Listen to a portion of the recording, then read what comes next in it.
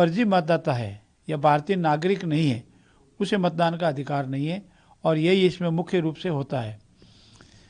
अगर किसी मतदाता का देहांत हो गया है, गलती से नाम नहीं हटा है, अगर कोई मतदाता कहीं दूसरे राज्य में परमानेंटली शिफ्ट हो गया है, या कोई घुसपैठिए जिनको भारतीय नागरिकता भी प्राप्त नहीं है और उन्होंने राजनीतिक द्वेष से, राजनीतिक संरक्षण से अपना नाम मतदाता में जुड़वा दिया है, तो उन सब की स्क्रूटनिंग होना वाजिब है, और यही काम हो रहा है।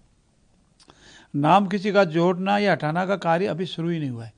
अभी प्रपत्र बांटे जा रहे हैं, और राजस्थान में 52,000 करीब बूथ है, जिसमें से 6,000 बूथों में ये प्रपत्र बांटने का कार्य 100% हो चुका है, और करीब 2500 जो हमारे बीएलओ है उनको सम्मानित भी किया जा चुका है।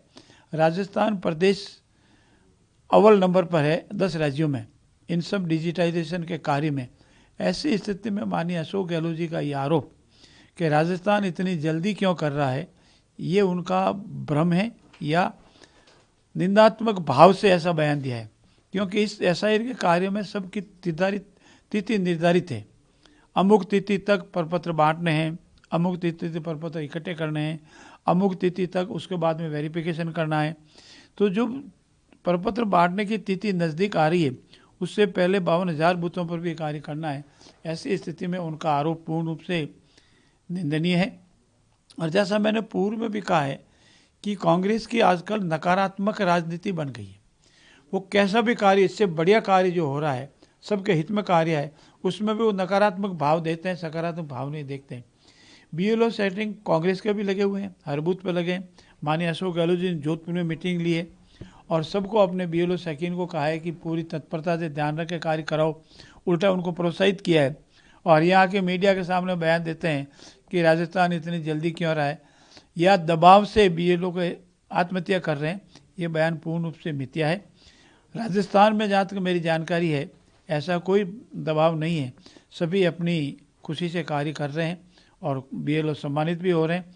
ऐसी स्थिति में उसके बयान की निंदा करता हूँ। एक कर्नाटक में वापस वही हो रहा है जो राजस्थान में कभी हुआ था। कांग्रेस मुख्यमंत्री और उप मुख्यमंत्री के बीच में विवाद हुआ था। कर्नाटक में भी अभी सिद्धरामैया और डीके शिव कुमार के बीच में।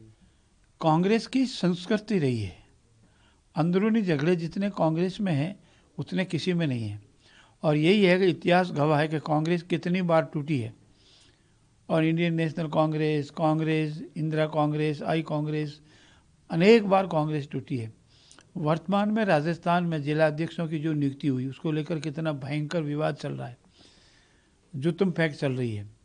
कर्नाटका में जो उनकी सरकार है, उसमें राजस्थान की तरह ही अंदरूनी इतनी खींचतान है कि लंबे समय से उनके एमएलए 2 अंतर विरोधी जो क्लेम कर रहे हैं अपने आप को सीएम का, वो दिल्ली में बैठे हैं और आलाकमान कोई निर्णय नहीं कर पा रहा है।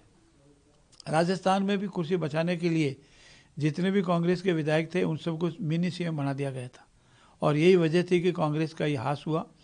कांग्रेस कभी भी एक रूप रह करके, एक मन रह करके जनता की सेवा नहीं कर सकती। उसमें सत्ता लोलुपता इतनी ज़्यादा है कि वो एक दूसरे को गिरा करके अपनी कुर्सी कायम रखना चाहते हैं, अपनी कुर्सी पर बैठना चाहते हैं। ऐसे इसमें कर्नाटक में भी मुझे पूरी संभावना लग रही है कि अंदरूनी खींचतान और आपसी लड़ाई से उनकी सत्ता जा सकती है।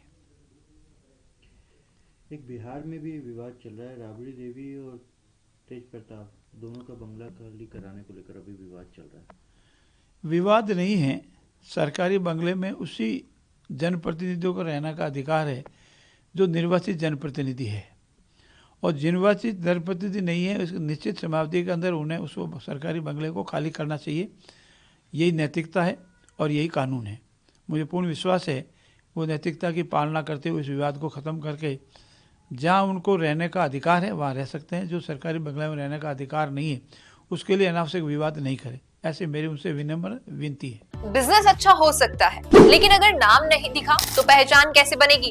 अब टेंशन छोड़िए, द फैक्ट इंडिया आपके बिजनेस को देगा वो पहचान जो पूरे राजस्थान में हर किसी तक पहुंचे। न्यूज चैनल पर विज्ञापन, पॉडकास्ट और प्रमोशन के जरिए आप सीधे 5 लाख सब्सक्राइबर और 10 करोड़ से ज्यादा व्यूज तक अपनी पहुंच बना सकते हैं। तो देर किस बात की, आज ही द फैक्ट इंडिया से जुड़िए और अपने बिजनेस को बनाइए हर घर का नाम।